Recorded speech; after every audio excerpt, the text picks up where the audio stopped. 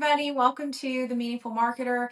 This is where we talk about how you can build thriving communities and you can put meaning back into your marketing. So we focus on, yes, real marketing things that work, but we focus primarily on community and how you can build a really strong community and just like cut through the ick that marketing's become today. And so one question we get a lot that we're going to be answering today is, how do I tell if my marketing's working? Which is a great question. And that's a question we get from people a lot.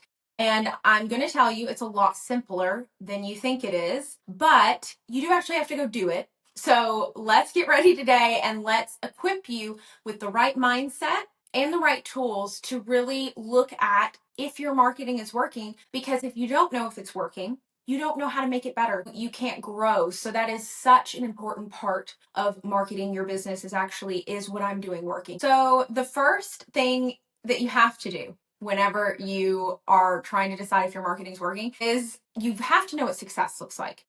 Yes. And I want to say, I think this is going to be honestly your hardest part of your business journey is the emotional sides of things, the deciding what you actually want, deciding what success looks like, deciding all of these little things along the way.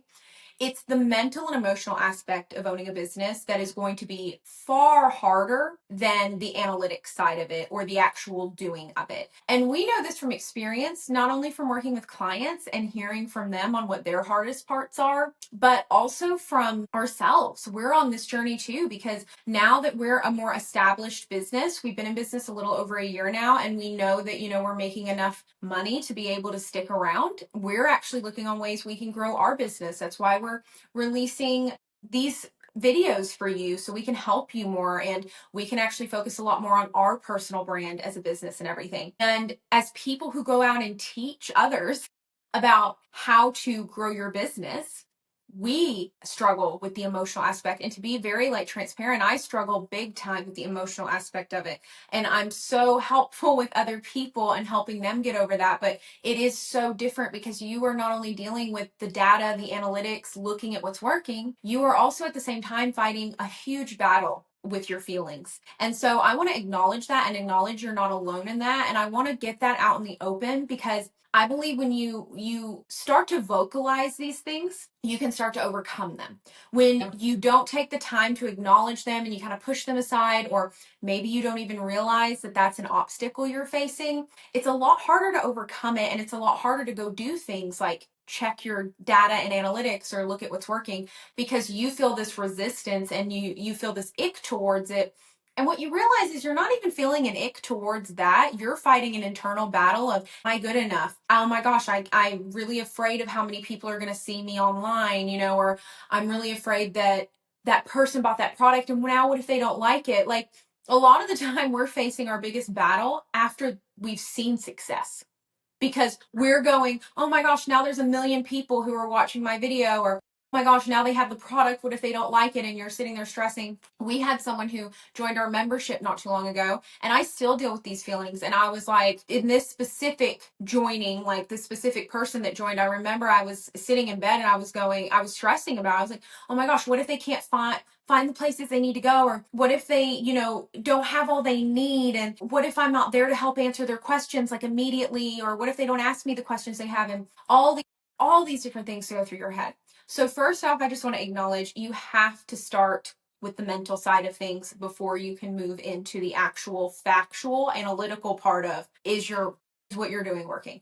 That is huge. So the biggest part of business, I heard someone once saying, business is is literally like a self-development course. And it really is. I think it is the biggest form of self-development you will ever go through. And I think that's because you're dealing with it mentally, physically, you're learning new things, you're putting yourself out there, you're failing every day. It's like a marathon. It is. It's challenging all these different aspects of you, and it's an ever-changing organism. Like, you have to adapt, you have to learn on the fly, you have to remember to not put your own mental health on the back burner, all of those things. Like, we talk about that a lot in our mental health seminars in here, that if you neglect your mental health or you don't deal with the feelings that you're having about your business, then you're setting yourself up for failure. And I was also going to paraphrase this quote from John Mayer that I feel like I bring up all the time and people laugh at me because it's John Mayer, but he said in a podcast or something one time, you have to define success early on so that there's not a question then about when you've made it. If you never define what success is to you, or like when you'll feel truly satisfied in your work, then you're going to continue to chase like this never ending snowball, right? And you might not be as grateful along the way if you don't decide what success means to you. So it really is the first step to all of this. Yeah, it is, because just to kind of like wrap it all in a bow with what you said, and the mental side of everything is like, if you don't know what success is to you, you will just simply never be successful. You won't, because you don't have, like you said, you're chasing a snowball, like you don't have a benchmark. So that is the first thing you have to decide. And that is going to look different for every business. I feel like every time we talk to someone and we're like, well, it looks different for every business, Right. everyone's like, oh, there's not just that sure one way that I'm going to know. And there's not, and life's not like that. And if anyone comes to you and they're telling you in absolutes, this is how you know if you're successful, or this is how you're going to get your body to look like this, or, just whatever, all the different things that we hear. This is the one thing you need to eat to be healthy, whatever it is. This is the one Instagram hack that you need to do and it's going to blow your account up. No, it's not. It's not. They cannot make those promises to you. Everyone is different. Their business is different. Their body is different. Their mind is different. There is not a one size fits all in anything in life. And so it's the same when it comes to looking at if your marketing is working. Unfortunately, I can't come to you today with this is the sure formula that it's working. Now, what we can do though is, much like when we talk about social media and where to start there and email and everything else, we can give you a great grounding starting point that will set you up for success. And then what we encourage you to do from there is listen, learn. We can guide you in the direction of what works for a lot of people, for majority of people, but that doesn't mean that your journey is going to look the same, because it's not going to look the same. That doesn't mean that you're not successful. That doesn't mean that your idea is bad or your product is bad. That doesn't say anything about you as a person. You are just different. The first thing I want to tell you is, as we're talking through the mindset part of this, is like, success is not always flashy. I would actually say the success that matters the most is boring. It is the boring things. For instance, it's like that with everything in life. And I do a lot compared to exercise or health and stuff like that, because I think that's something we can all relate to. And for instance, a step in my health right now is getting up earlier and taking a walk. It's not exciting. It's not exciting to get up at 6:15 in the morning and go walk for 30 minutes. There is nothing glamorous or exciting about it. My breath stinks. I'm sweaty from sleeping and from being out, and it's already hot out and it's like 6 in the morning. I don't understand. Like, my hair's a mess. I'm in sweats because I've literally popped out of bed. I've grabbed Jedi and I've gone out the door. There's nothing fun, exciting about that. It does not sound near as exciting as I went to like a kickboxing boot camp or anything like that. But that little habit is going to, over time, make a huge difference in my life. And it's the little boring habit that I do every day. We're walking 30 minutes in the morning, 30 minutes at night to try and get our steps in. And so it's the same with your business. There's going to be these big, flashy, amazing moments. And to be honest, I really struggle. I'm someone who really struggles with when those moments aren't happening. I think, I'm not unique in that. There's nothing that's special about me where, I thrive on that and others don't. Like, everybody, I think, thrives on when something big happens. I think it's a really awesome thing when you find a person who thrives on the mundane, the boring, and they just are locked in. That is like where you want to get, because that's where it really happens. So first, I want you to come at it. You're not coming at it looking for fireworks and looking for flashiness. You are coming at it looking for tiny, subtle wins, because over time, those are going to compound into larger wins. And if you learn how to look at the smaller wins and you start small, because we're not imposters, we're just beginners. We've talked about that before in a previous episode. So act like a beginner and come at it small. and look at those small things, because over time, as you look at those, you're going to find that you start to notice bigger things, not just because these are compounding on each other and you're building on them, but because you start to get more of a knowledge in this area. You start to know your business more. You start to know how to look at these things better. And over time, you get a little bit better at a time at it. You don't need to go into this building a huge spreadsheet or getting a huge software to look at all your stuff right away. So I would say starting small is huge. Yeah, for sure. Something I was going to say that I think ties both these points together too. One of my friends told me one time, like, the world is made up of two types of people: the people that want to do something and the people that want to be somebody.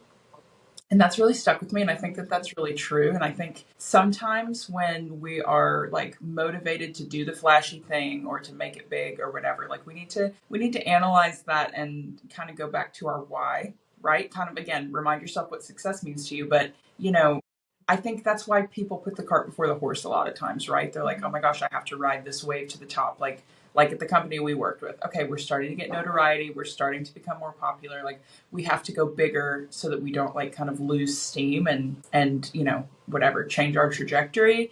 And I think that's what oftentimes leads business owners to make kind of those more rash decisions like you're talking about, Mia. And but really, I think you know, Mia and I are aligned with brands who really want to make an impact and want to do something, right? Obviously the hope is that you'll then grow your business and become successful. And if you do want to be somebody who's like becomes a household name, right, becomes more popular in that way, there's nothing wrong with that. But you know, building your business to actually create an impact, doing the work behind the scenes, doing things intentionally, and not kind of like again putting the cart before the horse. I think that's definitely what Mia and I aim to do and what we want for the people that we work with. Really, what you should be measuring is the impact that you're having on your smaller community, because that is how we can make a bigger change. And honestly, if you did become a household name one day, that is what the road looks like to that. It's becoming a household name just in your smaller community. And then over time, you might look back and go, wow, I never dreamed that my company would be this, you know. And I'm not saying don't dream big, like dream big, do the thing, but focus again on the smaller things first, on how are you making an impact in your smaller community. And over time, that community will grow if you're nurturing it and you're really paying attention to it, and you're not looking at the grass is always greener. You really lose sight of what your success looks like, because you're not then even looking at your own success. You're just comparing your success to other people's and what other companies are doing and stuff. So I want you to wipe all of that away, and I want you to go back to the basics. I want you to go to simple. Okay. I am not really big on a lot of comparison to other people. I'm getting less and less that's a recommendation that I make every day, I feel like, because I feel the struggle with that, and I personally struggle with that mentally a lot, like just looking at where other businesses are and where I'd like to be, and then feeling behind or feeling embarrassed at like, like, oh, I'm only here and these people are here, so why would anybody want to do this with me? And all these things that go through all of our heads when we're starting a business, that still go through the people who I'm looking at. It's going through their head too, probably every day for a different reason.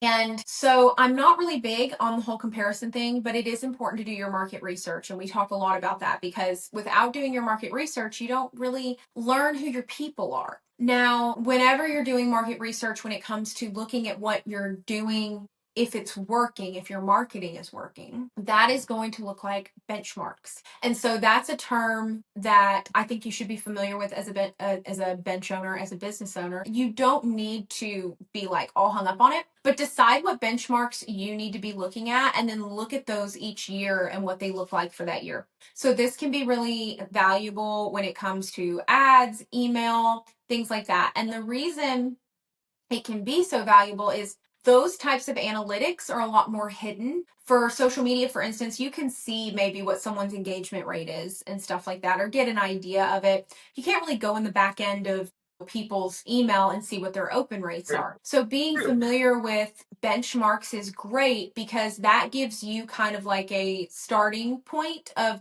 or a goal to hit. If you're looking at a more specific success or goal, those benchmarks are going to help with that. It's also going to help because you might find that benchmarks are a lot lower than what you think. So the benchmarks can really help with like setting goals and knowing, where you're at. I don't want you to get so hung up on them that you're losing sleep at night because like maybe the email open rate, benchmark for the year, and they change year to year and industry to industry. So when you look them up, make sure you're also you can look at the overall one and then also look at maybe what your specific industry, if there's information on that. Sometimes there is, sometimes there isn't. But I don't want you to lose sleep over it because yours is 2% less than what the, industry benchmark is or whatever. But I do want you to just be aware of it because that is a good practice. And to do that, you can also just use like AI for that, like ChatGPT. I've been using Claude AI and I like it. And you can go in and ask it what the benchmarks are for the year. If you don't really know where to find them, maybe even put your analytics in there and ask it to, compare them. It might even make you like a chart comparing your stuff to what the benchmarks are. And then you can always look at, say, if you were looking for email benchmarks, usually say a larger company like Klaviyo, however you pronounce it, they usually post those things every year for free. So there's plenty of resources out there to get you that information. And then you're able to, incorporate that in, but don't obsess over it. I want to really tell you that. I'm pep talking you on that right now. Do not obsess over it. Here's where you can how do I actually track the stuff?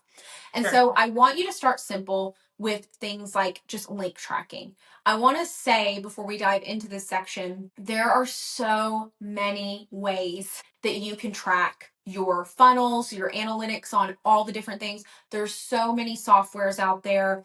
There are so many different ways. You have to ultimately decide what is best for you and the stage of business that you're at. I do not recommend you go through a big rabbit hole and invest a lot of money in something to track your marketing if you do not have a team to manage that. Like once you grow and maybe you have a team that is specifically, by department, or you have a team that is looking at your company's data every month and that is their job, there's not enough of you to go around. So you're going to invest a lot of time and money into something that realistically, it's not really helping you as much. And in the grand scheme of things, maybe you don't really have enough data that is, going through your company yet to really justify investing time and money into those things. But I just want to let you know there are so many different things out there. So if you're someone watching this and you're like, wait, but you can go do this, or, but I need a deeper thing, there totally is. We're not going to talk about those today because a lot of our community watching this are business owners that are just getting started, or they're one-woman shows, and you really don't have the time to invest time and energy into those. So here's some simple ways you can do it.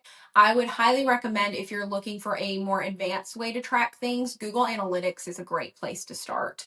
And HubSpot actually has I think a free class on Google Analytics. So if you're just looking for some simple ways to track things, a lot of the time, I just want to say you have things built in. True. So, for instance, if you're investing in an email platform, you probably have some kind of way to measure within the platform, open rates, things like that. If you're looking to track revenue driven from your email, a lot of the time Shopify or whatever platform you're using integrates with your email platform. If you're using something like us with a flow desk, Zapier is a great way to maybe bridge the gap in that. Klaviyo though, MailChimp, those kinds of things, those are probably already going to integrate with Shopify. And if you use another platform, chances are there's things they integrate with too. So I would say, first check and see if you can just look in your software. If you don't have a program that tracks within the program, a couple other ways that I've personally done that are really easy and can give you deeper insights is Bitly. We love Bitly. It's $100 a year for the basic plan. So it is a little bit of an investment, but for us personally, it's worth it. And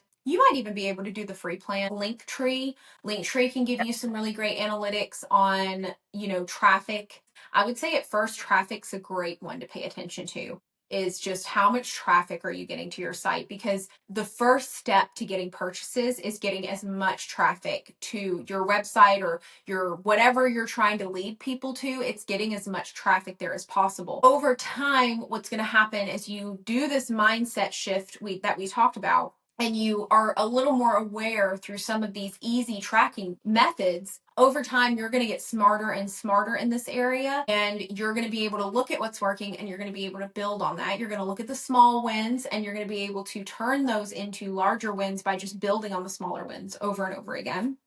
And that is honestly how you're going to tell. But it is going to be trial and error. And I think sometimes that's what people don't like. You know, time is such a valuable commodity, and people don't like to waste time. I don't like to waste time. None of us do. But it is going to be trial and error with some of it. When you're building something brand new that nobody else has done before, and anytime you build a business, that's what you're doing. You're building it from the ground up. You're learning, really, you can take from people like us, and we can set you on the right path, and we can set you up for success. But ultimately, like, this is your baby, and you're going to know this baby better than anyone. And if you pay attention, and you're going to learn it more and more over time. And that's something that's going to grow. So take these things and use them as a starting point. But looking at if your marketing is working, and, changing your mindset and all that, like all of those things, they're simple things you can do. It's just, like I say with a lot of things, it's just knowing what to look at, and maybe just the right questions to ask yourself, and the mindset shift to make, and then being open to a journey, being open to traveling along and learning as you go. And if you do those things, you're going to learn so much about your business, and you're going to learn so much about what works over time. And maybe, who knows, one day you might have a whole team that's just like, you're paying like $500 a month for one of these huge softwares. It's measuring all these different funnels. And you're like, how did I get here? And it's because you started paying attention to the little simple things first. And, over time, that made a big difference. So that is a few ways that we would recommend getting started on telling if your marketing is working. Hopefully that's helpful in simplifying it, taking the overwhelm out of it for you, and giving you some little steps that you can take. So just to recap real quick before we move on to some member bonuses, members, stick around. We're not going anywhere yet. We have a few bonuses for you and everyone else. I want you to leave this going to look at what success looks like for you.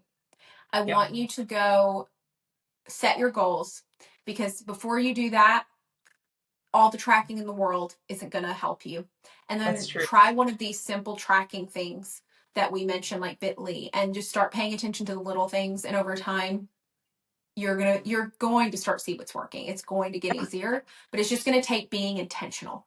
So we're over here cheering you on, and stay tuned, subscribe, because we have more episodes coming, and we're really excited to just be here and be sharing our journey, sharing what we're learning along the way with us, with clients, and what we've learned in the past with you, and to just help you build a community that's thriving and deepen your impact and make your marketing a lot more meaningful and less ick feeling. Hopefully you can go into it feeling like empowered and excited. So we are cheering you on, and we hope you have an amazing day. Thank you so much for hanging out with us today.